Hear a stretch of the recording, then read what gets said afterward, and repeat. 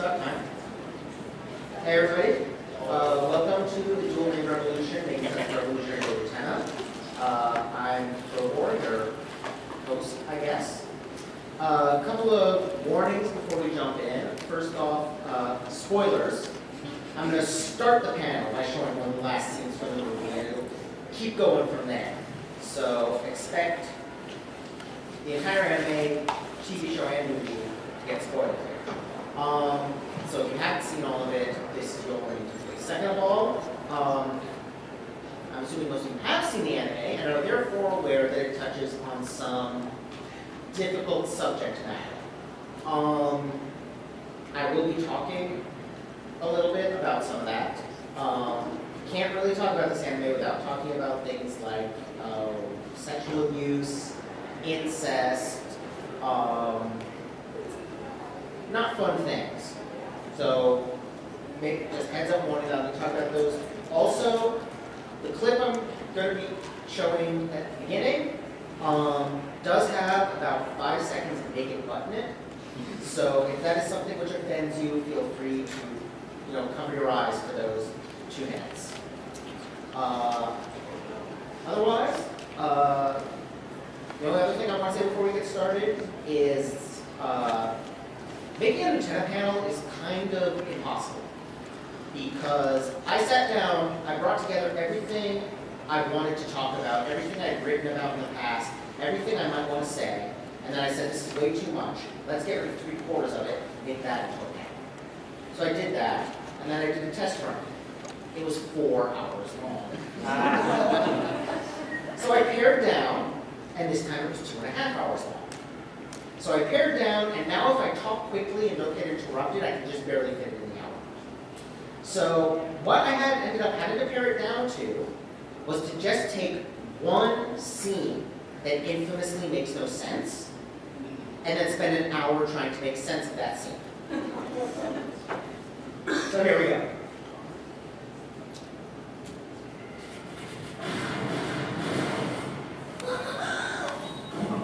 I'm curious, how many of you have seen the movie? Most. That's good.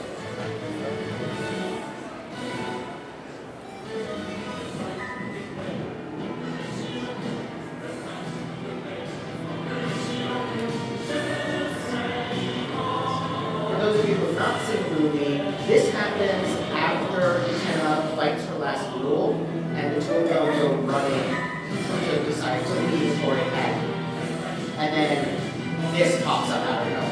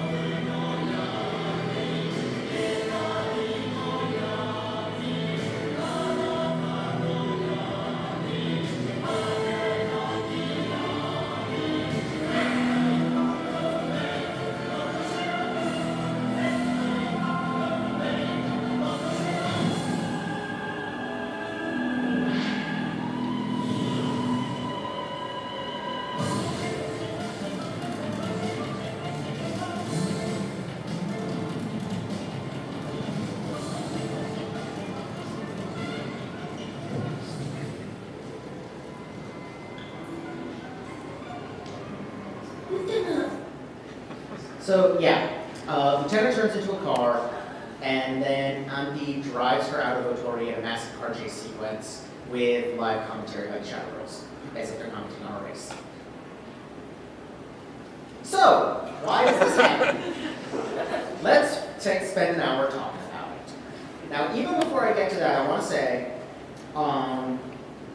Utena is an extremely semiotically dense series. What I mean by that is that it throws a lot of signifiers at you. It throws a lot of images and ideas that are flagged as being meaningful, that are almost all of them are very ambiguous. It's not exactly clear what they mean, mostly because they can mean a whole lot of different things. And the result is that virtually anything in Utena has 5 million possible interpretations. So I'm not going to tell you the meaning of this scene, because there's no such thing. My goal is to arrive at any meaning of this scene. So,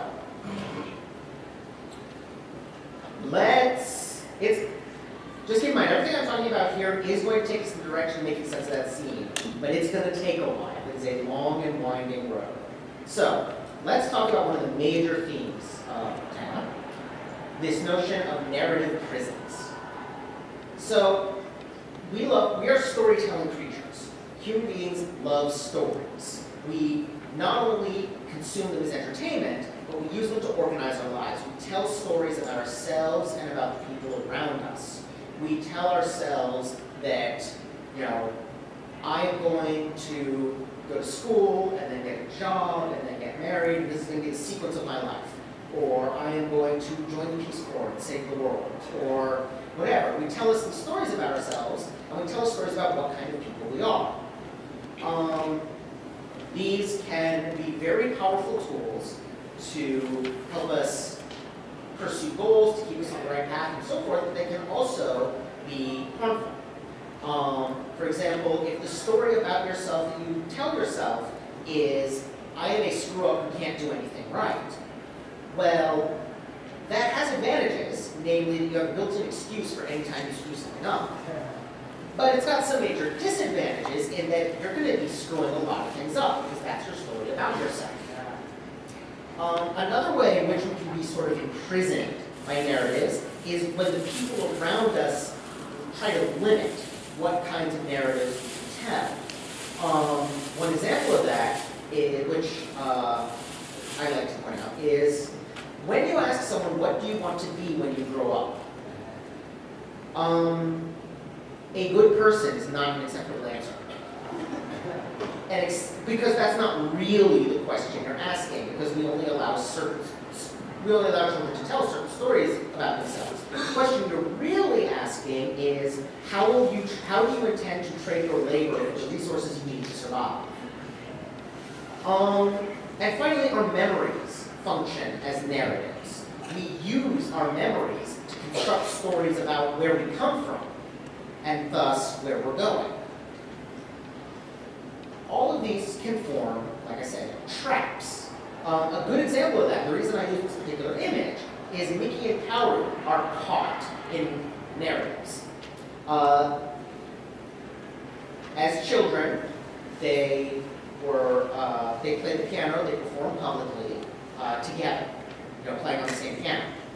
Mickey's memory is that he wasn't able to go on stage.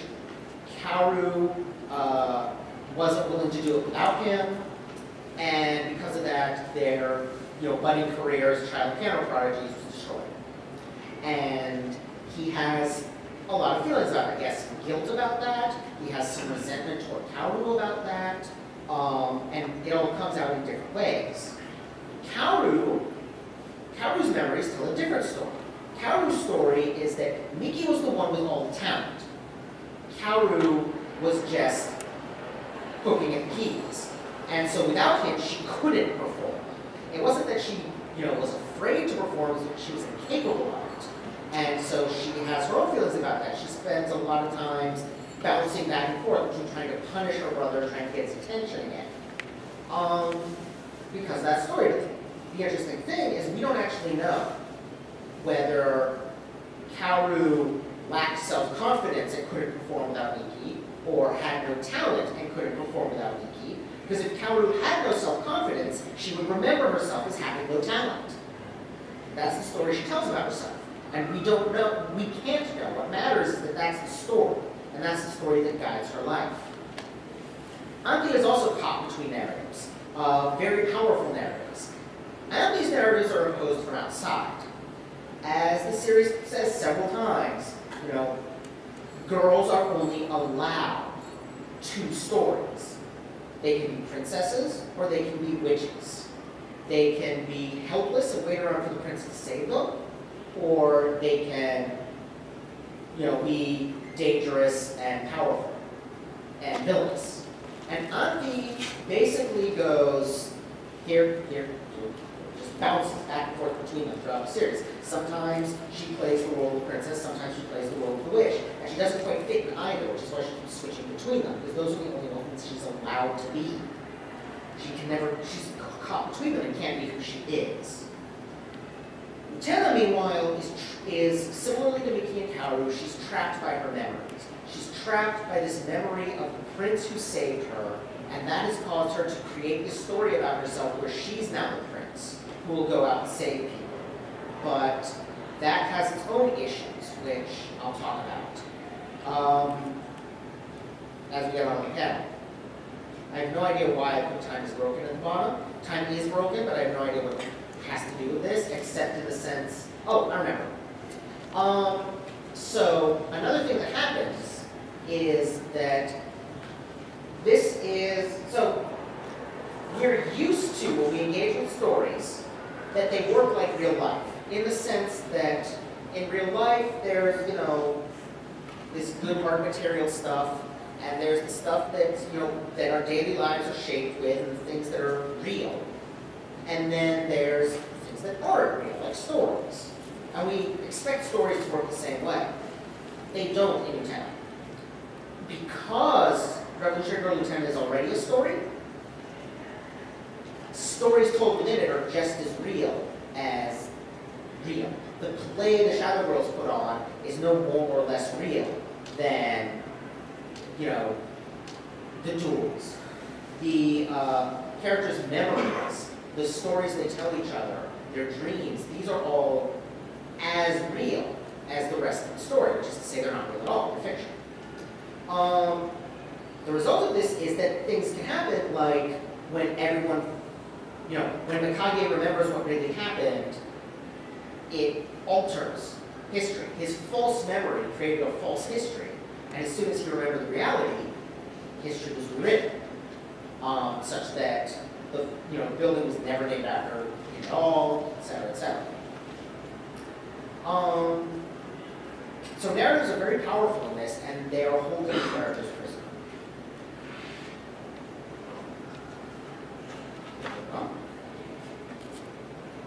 So careening over towards an entirely different topic, let's talk about the shadow.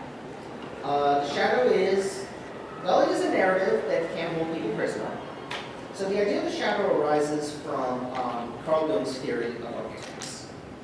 And in this theory, he argues that the elements of stories of folklore fiction are reflections of aspects of the human psyche.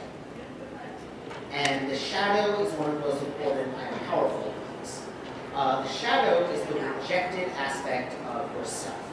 The shadow is everything about yourself you refuse to accept. It's the things you hate about yourself. It's the things you don't believe about yourself. It's the things you don't know about yourself. And so your options in dealing with it initially are either to repress it, to pretend it's not there, to pretend you don't have these unpleasant impulses or, bad desires or, bad habits, bad tendencies, etc. Or you can project it onto other people. And in particular, you can project it onto characters. Now, he distinguishes between the personal and the archetypal shadow. The archetypal shadow is the folkloric image of the shadow. Everyone has a shadow, so in folklore you get the shadow. In fantasy, in stories, you get the shadow, the being that represents all the things no one wants to admit about themselves. This primordial darkness, this pure evil. You get Akio. You get someone who is the accumulation of every bad thought, every, forbidden desire, every, thing you're not supposed to do becomes Akio. At the same time, you can have personal shadows, which is when I myself am, sitting on the therapist's couch and dealing with my own issues and things that I don't want to be true about myself. And you can get those in fiction as well. You can get pairs of characters where one serves as the shadow archetype for the other. In particular, in this series, now there's a few different ones you can point to, but a big one is Mikage and Mamiya serving as the shadows of Utena and Anthy.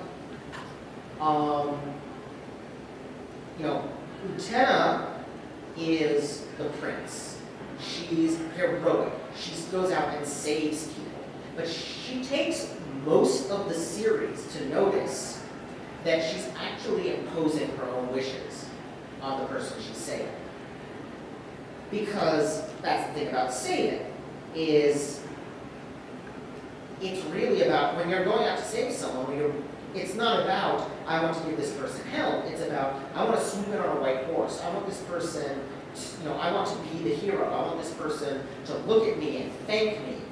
It's entirely about your own ego when you're swooping in to save people. And that's Mikage. Mikage is helping people for his own ends.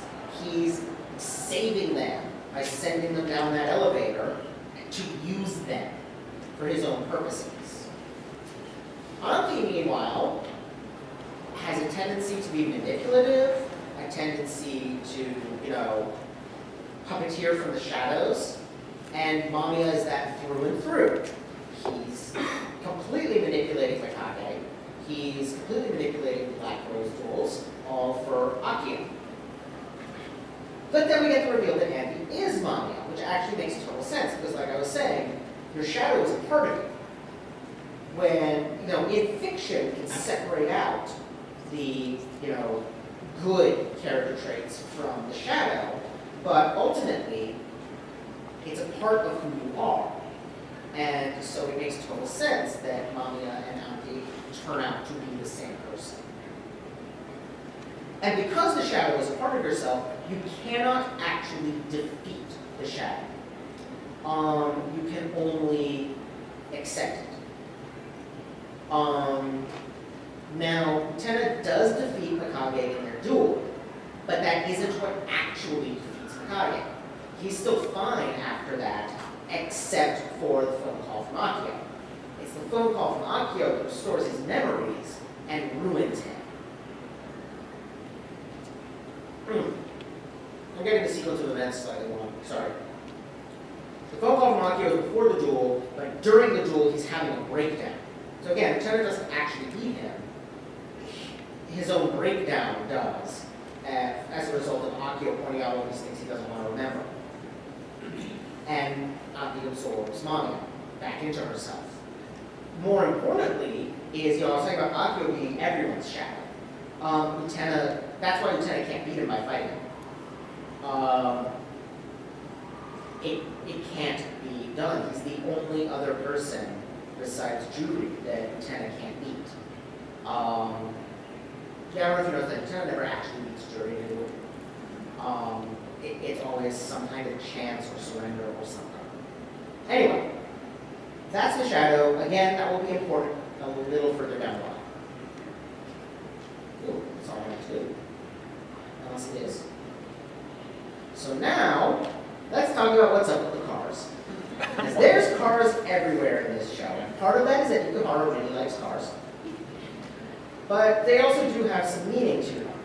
Cars function very well as a symbol of freedom and adulthood.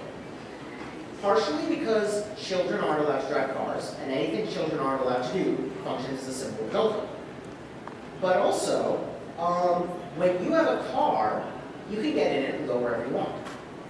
You're not tied to where you can get on foot. You're not tied to train schedules. You can get in your car and go anywhere. So they become this very good symbol of freedom. In particular, there's a lot of red cars in the show. In the movie, they tend to be black. In the show, the cars are almost always red. Akio's car is red, the dueling arena cars are red.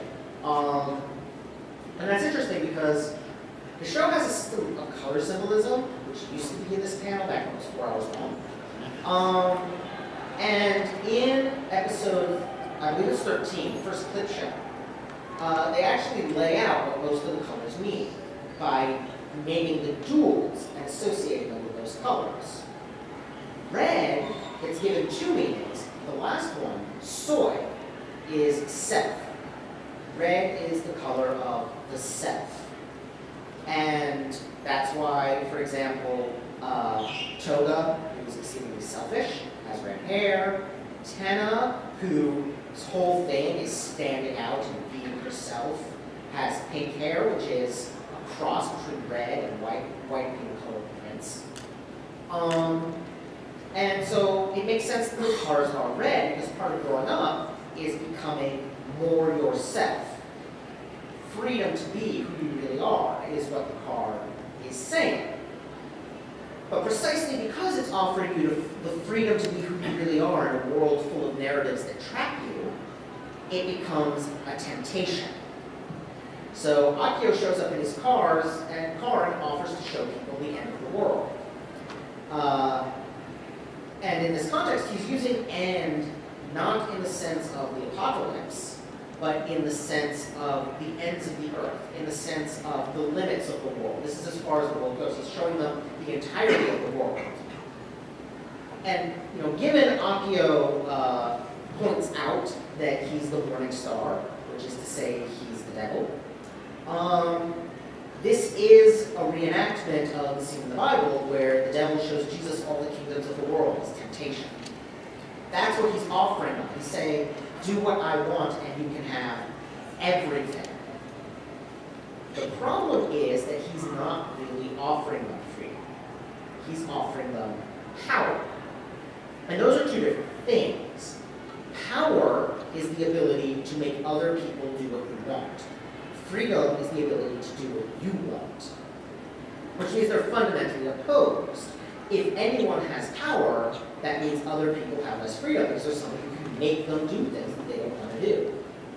And ultimately, since all the power is coming from Akio, all the power belongs to Akio. He's really just keeping people further under his control. Another element of what cars represent is sex. Because you can get your car with your person of choice and drive away from everyone else and have your own little bubble and do whatever you want to do away from the eyes of, parents and authorities. Cars are very strongly associated with first sexual experiences. They're also very strongly associated with abuse, with date rape. These are classic images that we've seen again and again and again in countless different media of people either having their first sexual experiences in a car or getting attacked in a car. And both of these things are going on in the car sequences in the show. They're heavily sexualized, but seeing as they tend to involve a mix of teenagers and Akio, who's either 30 or billions of years old, I'm not entirely sure. I'm not sure that there's actually a difference between those two things, at least in Utena. It's inherently abusive.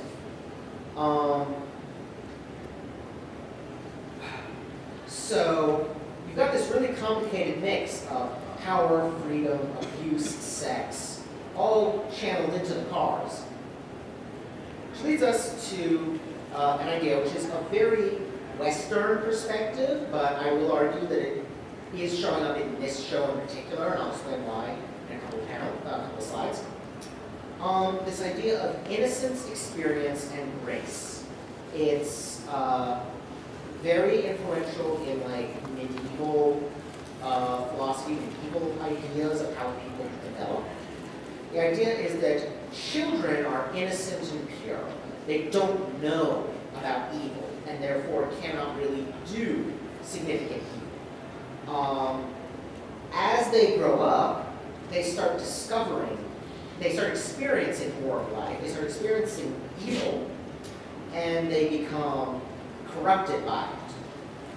But that's part of the maturation process, and they can move beyond it into a state of grace, a state in which they have mastered evil of the world and matured past it and can now be good again. The classic metaphor is a child dancing has no idea what they're doing, but they're adorable. A teenager dancing is uncomfortable and awkward. A professional dancer dancing is graceful and beautiful. That's the sequence.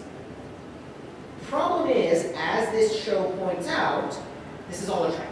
Like any story we tell ourselves about our lives, this can be a trap.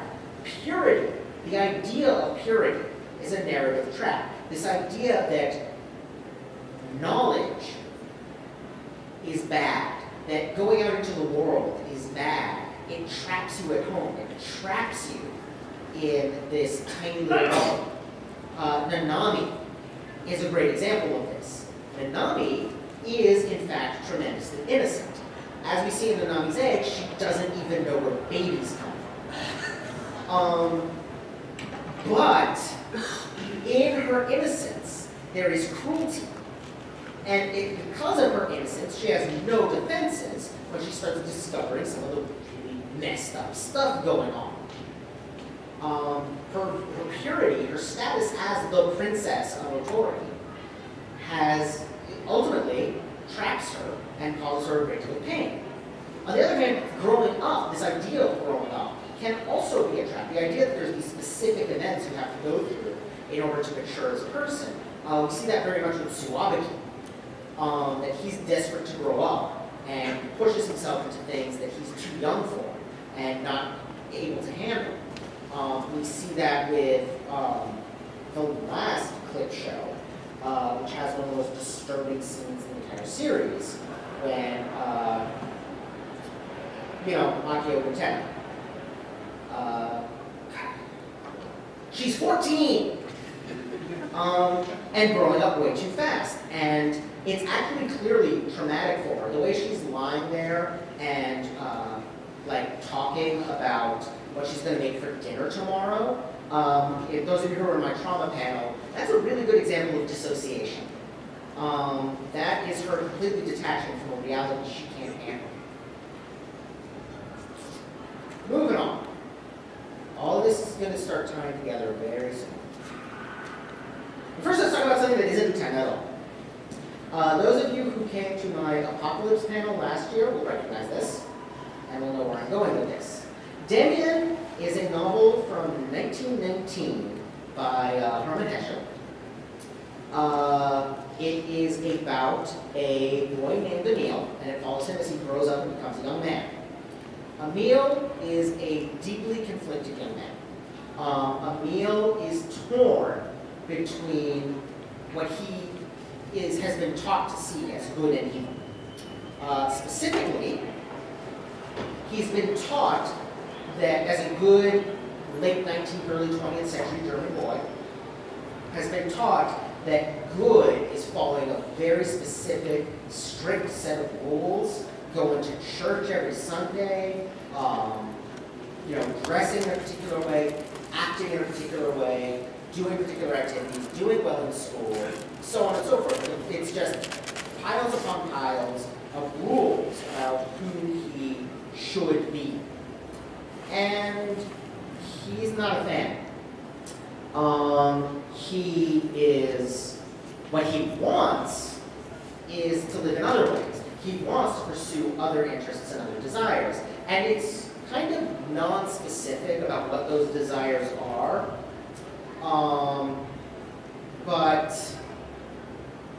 whatever they are, they're not allowed within the circle of, beginning of the 20th century good Christian families. He falls into the orbit of this older boy named Demian. And Demian belongs to a, I am looking up something in my notes while I'm talking. Okay, I'm going to need it. Demian belongs to a different religion.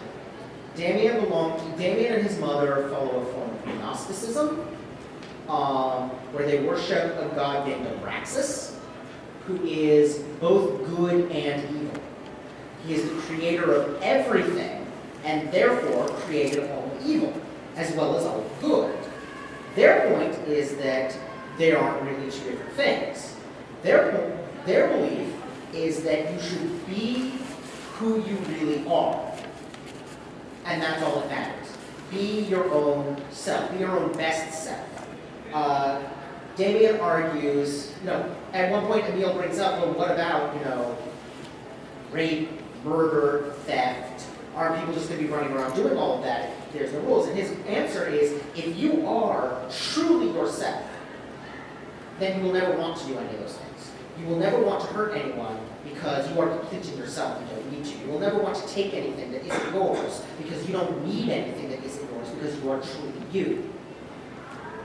Demian is strong, he's proud, he's independent, and frankly, if there isn't a Shonen Ai manga version of this, there really ought to be, because I'm pretty sure that's what Emil's desire is that he doesn't specify. And then World War I happens, and the old order is swept away in this apocalyptic conflict, and we end the novel with Demian and Emil basically sitting around like, now what? It is all about apocalypse, revolution, rebirth, growing up, and it ties all of these things together into a single thing. It's very Utena-like, except for being two gay boys instead of two lesbian girls. However, now I really need to think of my notes. It's very strongly referenced in Utena. And let me make the point to you about how strongly referenced it is by reading to you a little quote from the book.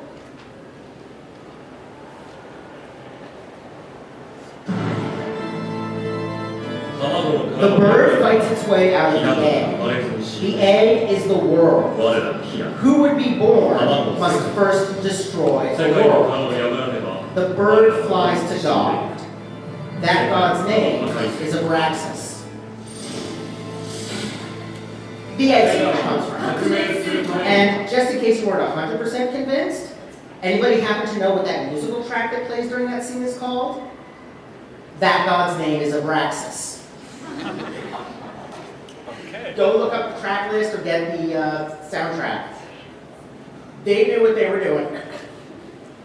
Which then both speaks to us about why I was bringing up stuff about Innocence Gray's experience, because that's where that stuff is coming from, is by way of Demian. Because that's a major theme there, is rejecting that narrative. And it also brings us to every fan's favorite question, is Anthy good or evil? My answer is yes. Anthy is a point of balance. Anthy both victimizes others and is a perennial victim. Anthy is Utena's greatest ally and literally the person who stabs her in the back. Anthy is the princess and Anthy is the witch. Anthy is also none of these things. Anthy is Anthy. And she spends most of the series unable to be Anthy because she's having to be all of these other things. What we arrive at is this idea that morality itself, at least in the sense of conventional morality, in the sense of stuff that the rest of the world is teaching you is right and wrong, hey, significance to the queer themes here, is a trap. In a lot of different ways. One thing is it tends to trap us in thinking of it in totalizing terms instead of atomic terms. What I mean is, atomic morality is saying, that thing you just did is bad, or that thing you just did is good. Totalizing morality is saying, you are bad, you are good.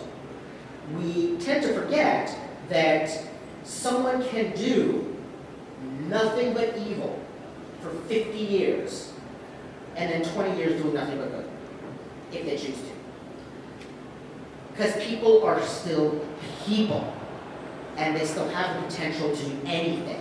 So when Anthy backstabs Utena, that is Anthy doing a bad thing. That doesn't mean Anthy is evil. When Anthy is, kind and helpful, that's her doing a good thing. That doesn't mean she is good. It also sets up false binaries. It sets up these, narrative traps where you only get two options, like the princess and the witch. Where, what about everything else? What about people who combine elements of both? What about people who are neither of those things? And like I said, there's a tendency, less than there used to be, which is good, except that that's because it's all transferred onto Homero, which is bad. There's a tendency for fans to go, shh, Anthy is a perfect angel who has never done any wrong. No, she is not. Anthy is pure evil and corrupts everything around her. No, she doesn't. She's complicated, as people tend to be.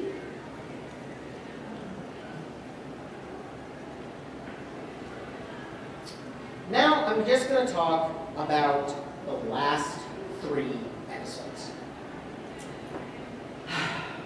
And in the third to last episode, Utena has just witnessed Anthy and Akio doing their thing. And she's extremely unhappy about this. But she responds to it in an interesting way. She doesn't go, oh, this is an adult man with a teenager. He's obviously at fault.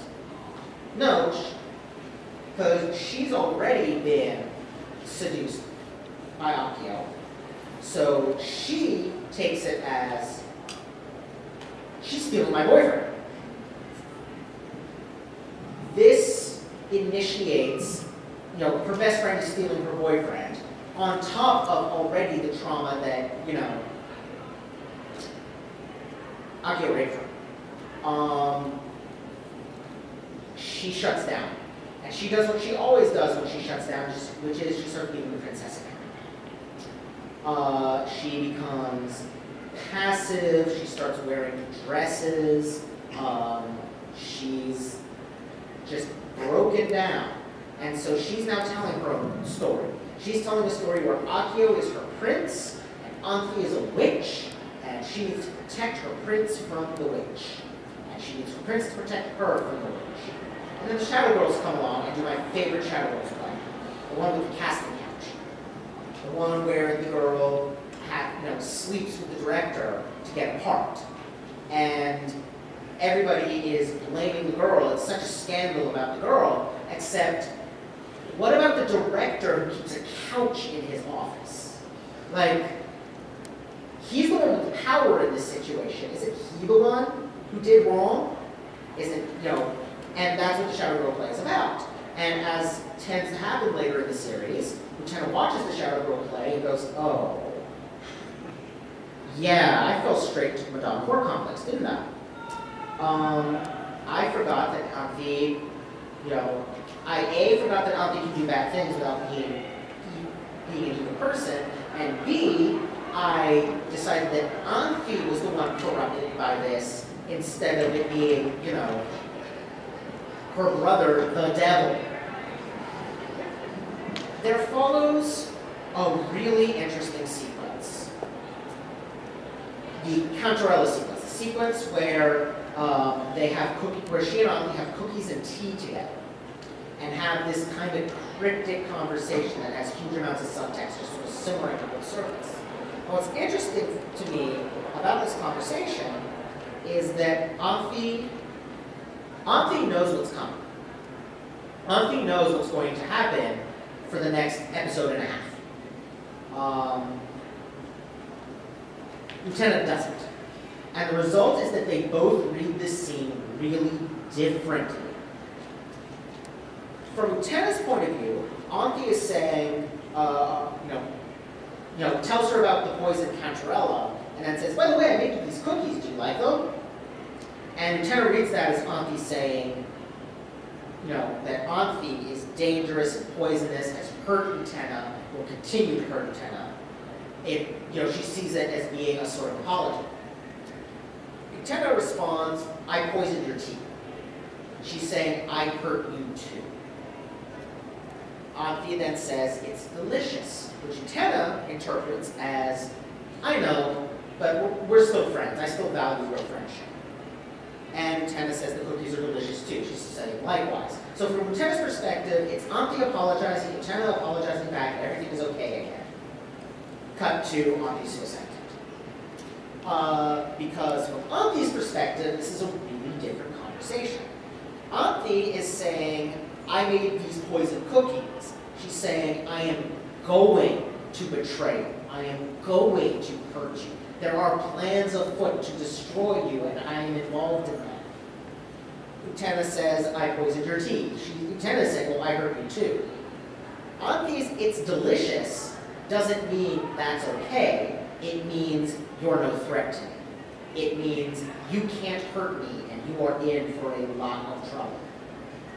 And then Utena says, the cookies are delicious too, which to Anthy is, I am too naive and innocent to understand how incredibly dangerous you and your brother are to me. There's also some great subtext there in the choice of Cantarella, because the poison Cantarella is heavily associated with the Borgia family of Renaissance Italy. And Lucretia Borgia in particular has an infamous reputation as having killed a truly enormous number of people, which almost certainly didn't actually happen. She did exist. She almost certainly did not commit, dozens of murders, or however many it is that the current recorded biography of her is saying. She is an innocent woman who is being unfairly blamed for crimes that never really happened. Sound familiar? Because that's Anthy's role. That's the role of the Rose Bride, ultimately, is to take all those swords, to take all that blame, to be Eve, the woman that gets blamed for everything wrong ever.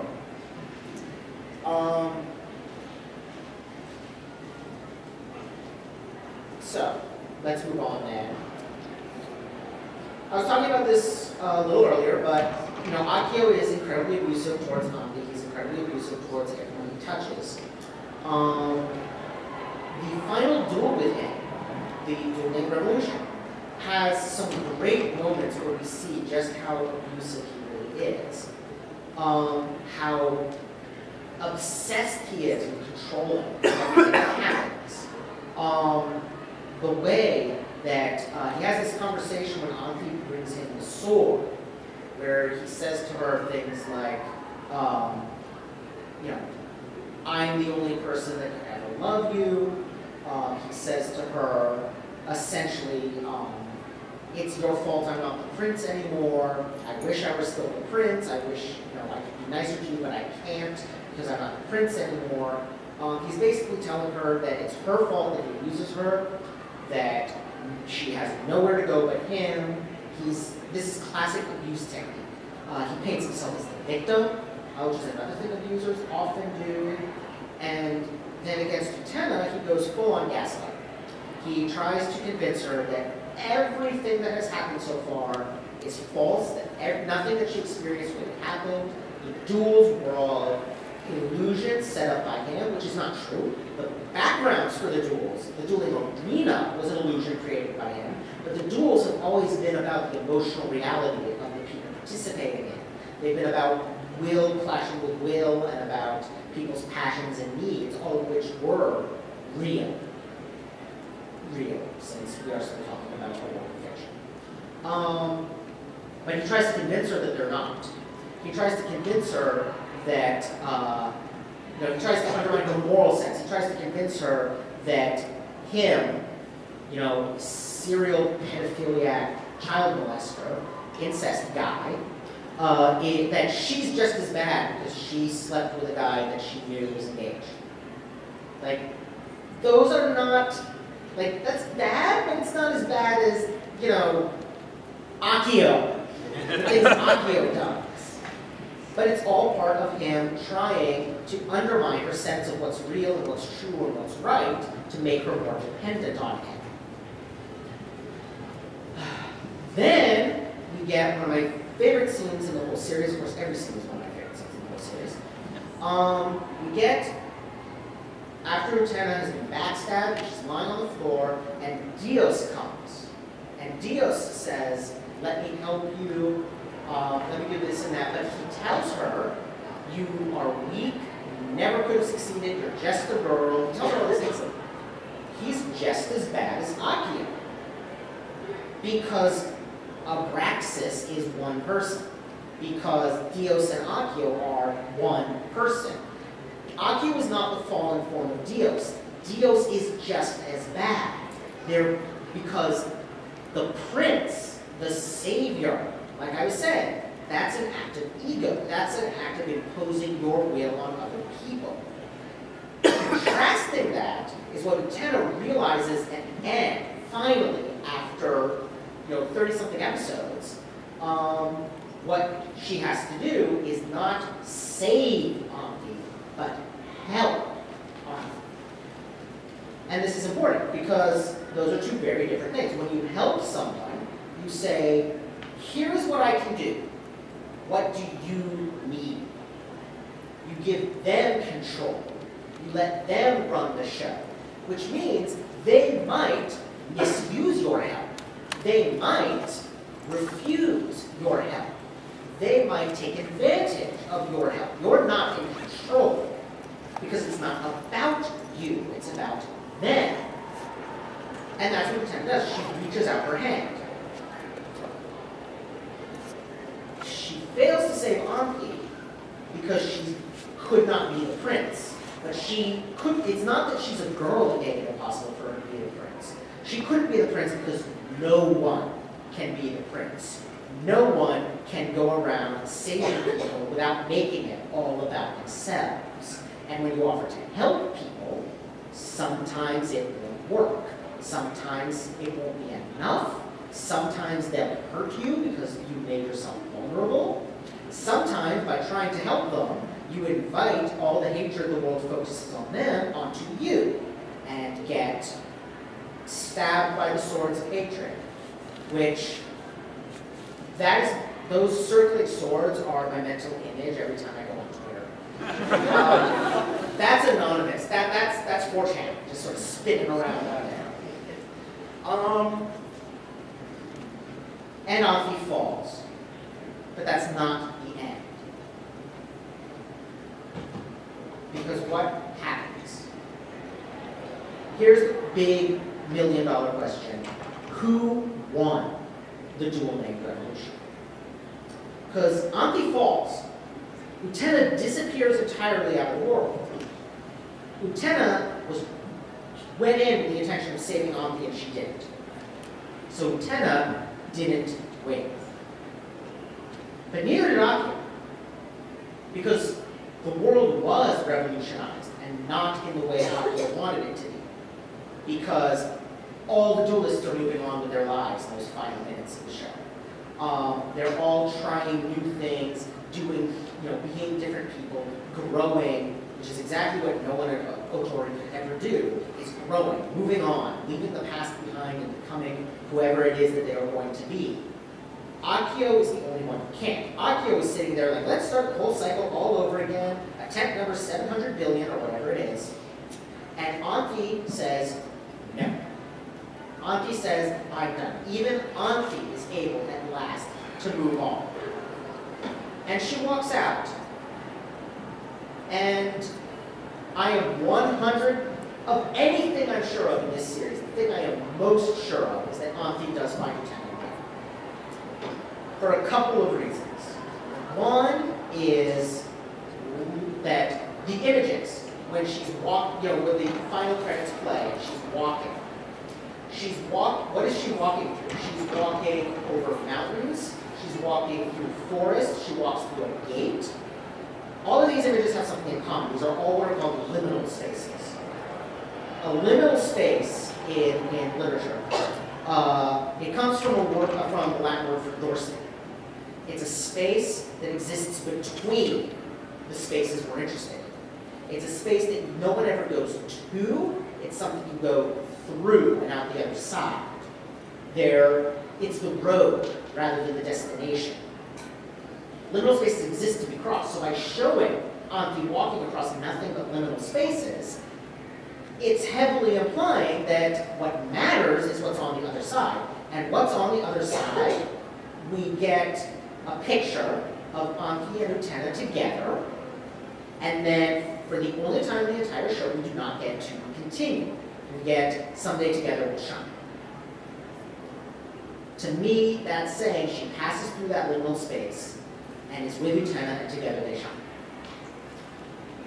So That then leads me to my final question before I am able to explain to you what the heck is going on in that scene at the beginning.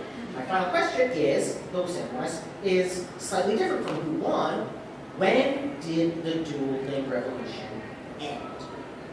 Because throughout the entire series, every time the rose on someone's chest gets destroyed, bells ring wildly. Bells just ring wildly out of control at the end of every duel in the series. The only duel where that doesn't happen, it does not happen when Anthy backstabs Utena. It does not happen when Utena opens the coffin. It does not happen when the swords kill Utena and destroy the arena. When do the bells ring? The bells ring when Anthy walks through the gate out of the Victoria Academy. Which now tells us who won the duel. Anthy did. Anthy is the one who wins the duel. Anthy is the one who revolutionizes the world. Because Utena chose to help her rather than save her, which meant she gave Anthy all the power. The power to revolutionize the world. And let Anthy decide what to do with it for herself. Something that Anthy had never had before, the power to choose for herself. Which, as symbolized by cars, we mean she had freedom, which is the power to revolutionize the world. So, why does Utena turn into a car at the end of the movie? Because Utena is the vehicle by which Anthy leaves a Tory, but it's Anthy in the driver's seat. Thank you.